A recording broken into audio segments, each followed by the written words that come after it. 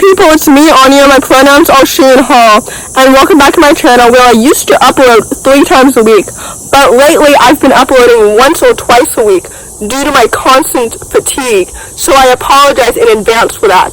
But anyway, last week's video focused on my favorite Sapphic thrillers, so today we are continuing the trend and talking about my favorite Sapphic fantasies, although honestly, lately I've been reading a lot of contemporaries, and I used to say that fantasy is my #1 favorite genre, which I still do say.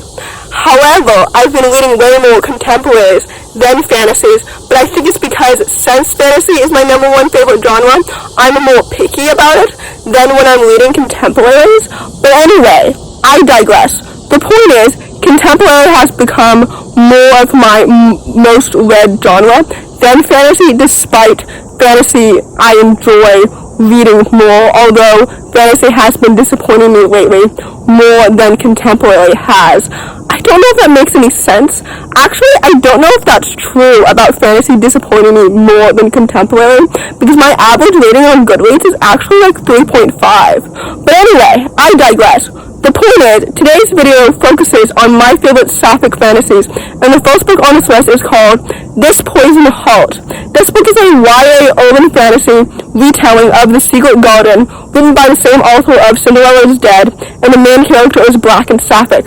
This book is absolutely so good, and the sequel was definitely one of my favorite sequels of this year, which truly says a lot, because sequels have been disappointing me a lot lately, which sucks. But I digress. This book is absolutely so good. The story was so awesome, and it was so unexpected. I had no idea what to expect, because I don't really know the original story of The Secret Garden. I don't know anything about, the atmosphere, or the vibes, or, anything like that.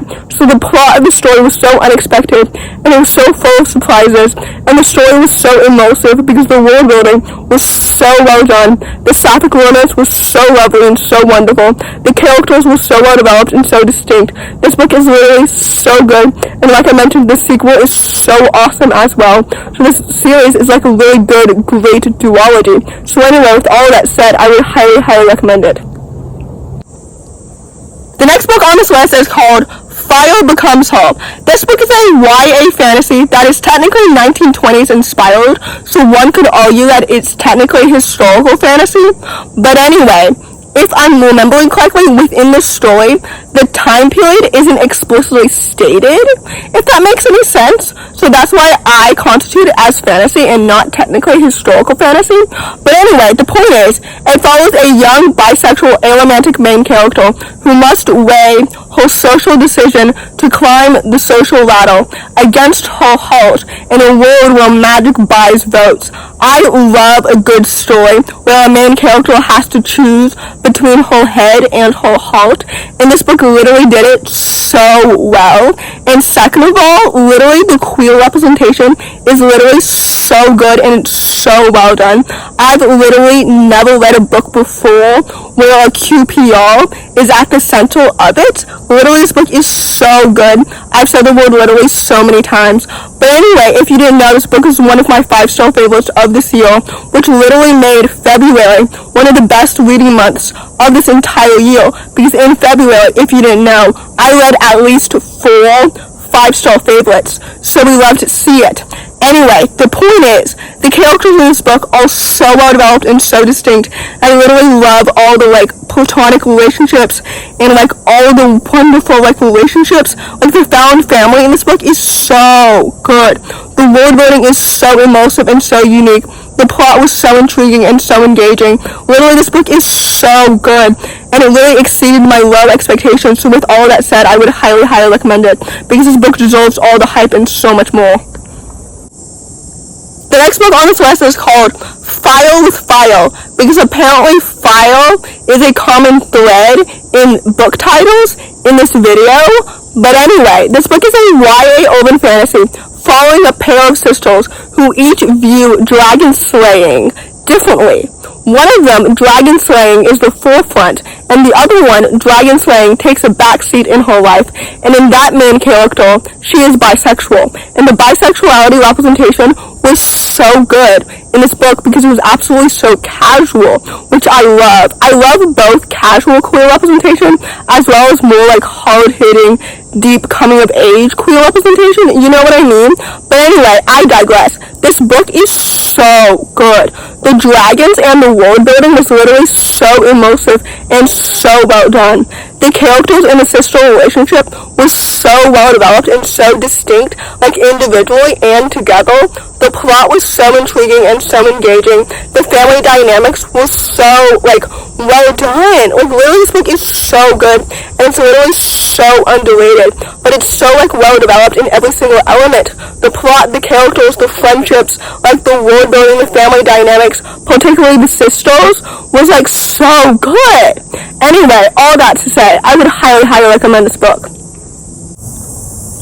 The next book on this list is called It Ends in Fire. This book is a YA fantasy following a young bisexual main character who's on a mission to infiltrate a magical school and also burn a wizard society to the ground, as she should.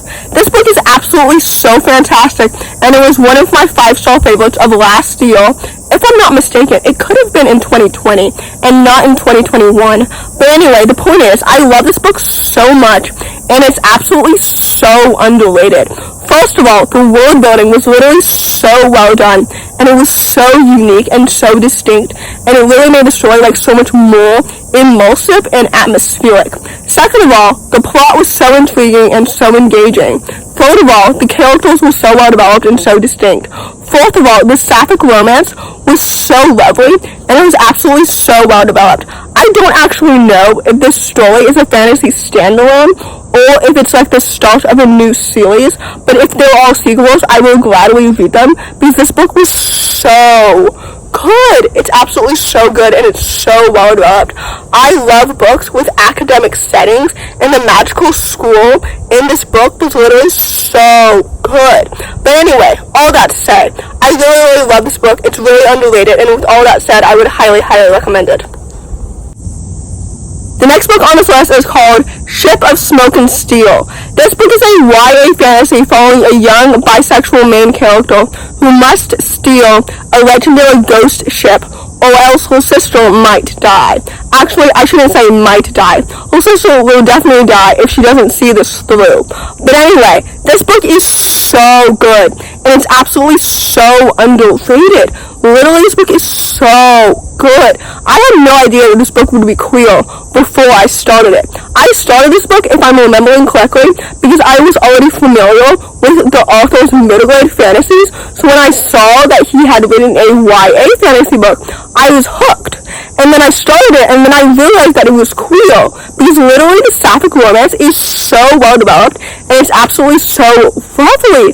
Literally, it's so good because it's so cute. But even aside from the Sapphic bisexuality representation, the world building is so excellent, and it's so immersive, and it's absolutely so atmospheric. This trilogy is so good, and it's so underrated. The plot is so intriguing and so engaging.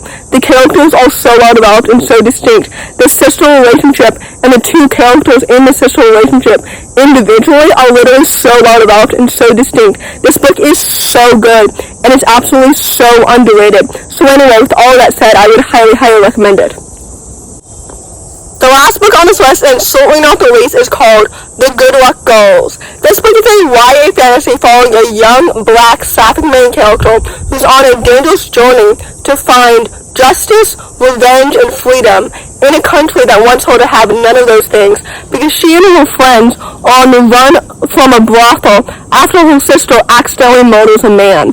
I don't know if that makes any sense at all. I hope that it did. This book is absolutely so good. It's also the start of a great duology. Literally, the sequel was so good as well. Literally, the series is so underrated, and it's so good. First of all, the characters were so well developed and so distinct. Literally, They were so, like, individually well developed, and we love to see it, and I loved their group dynamic so much. The sister relationship was so lovely and so wonderful. The Sapphic romance is so well developed and so great. The plot is so engaging and so, like, immersive. The story is literally so atmospheric, and the whole thing is, like, so underrated. I know I say the word underrated a lot on my channel to the point where the word has probably lost its meaning, but literally this book is so good and it deserves so much more hype. So with all that said, I would highly, highly recommend it. So, in conclusion, those are my favorite Sapphic fantasies. I made a video in the past, I think last year if I'm not mistaken, focusing on my favorite queer fantasies, but today's video was a little bit more specific, and it was inspired by last week's video. So anyway, as I said in the beginning of this video, I've been so tired lately, which is why I haven't been maintaining my usual 3 times a week uploads, but I hope to get back to that, or at least twice a week. So anyway, all that to say, I hope that you enjoyed this video, and if you did, please don't hesitate to give it a big thumbs up. Comment down below the castle emoji if you made it all the way to the end of the video. Thanks for watching, subscribe to my channel if you're new, and I'll see you in the next video. Bye!